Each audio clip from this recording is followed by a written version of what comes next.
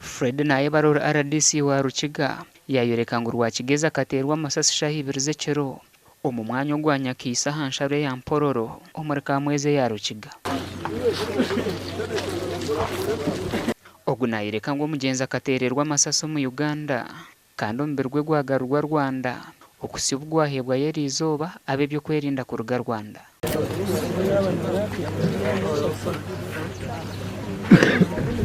Icyo tugeza ngo ni kibi munonga ito mu Uganda okwita mu Uganda omwe n'ikihagaro nisakirrego nikibiye kitakusasiro kanso kumwita akaitwa abarga omwihanga erindi kandi bakatwara umurambo baza gukozesa ki.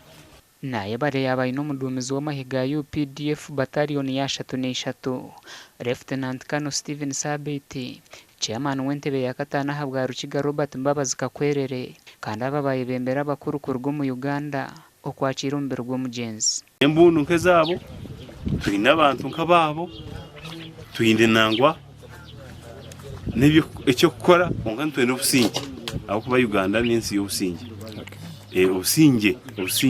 Obusinge kakwerere nagira nkwa kubahatine kikozerwe kumaraho entwa Zambia government ya Rwanda ntabasa kugarukaho uburemezo nko kw'amahanga biraga gatwire n'gatwariza n'emyaka mike nyuma.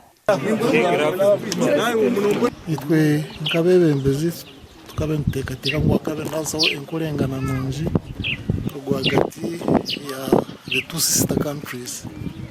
So okushanga abantu bitu nibabita mu buryo butashoborokire ishuri kintu kitukushomera.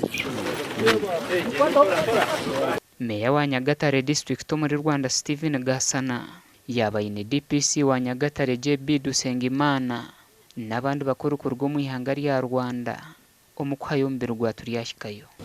So they happened to meet 5 people. I'm told they told us 5 people. They asked them to stop and explain who they are because it was at night. The reaction of the 5 people was actually not what was expected. They reacted, they were carrying traditional weapons, they were carrying stones. So they started attacking, aggressing security that was on duty. Omwere mutabani wa namureba bakamwita n'umunyarwanda wabo bamwitira mu Uganda.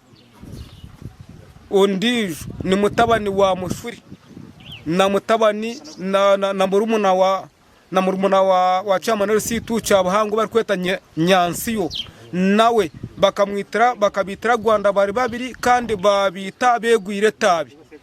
Twamanyisibwa ngo turiyashikayo asigira bakazi bana n'abani 11 hagati y'umwaka w'2019 no kwezi ko kubanze 2022 abanya-Uganda barengire mu kaga bakitwa abaserukare ba Rwanda ahubwo kutaho mu ihanga eri mu buhenda biragiro ombwiro bu government ya Rwanda yabire kingira insharo zayo n'ihanga rya Uganda.